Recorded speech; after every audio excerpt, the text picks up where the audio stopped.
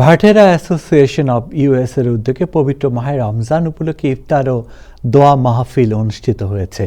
রাজনৈতিক ও সামাজিক ব্যক্তিত্ব, স্থানীয় সংগঠক এবং কমিউনিটির নেতৃবৃন্দ এই আয়োজনে উপস্থিত ছিলেন। রমজানের সৌহার্দ্য, সম্প্রীতি ও ভ্রাতৃত্বের বন্ধন আরও সুদৃঢ় করার লক্ষ্য নিয়েই সবাই এই অনুষ্ঠানে একত্রিত হন। আত্মশুদ্ধি, সংযম এবং মাহে রমজানের তাৎপর্য তুলে ধরে সকলের মঙ্গল কামনায় দোয়া পরিচালনা করেন মাওলানা সাইফুল আলম সিদ্দিকী।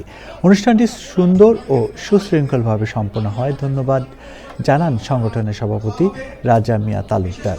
অনুষ্ঠান পরিচালনা করেন সাধারণ সম্পাদক হারুনুর রশিদ তালুকদার এবং ফরহাদুল ইসলাম লিটু।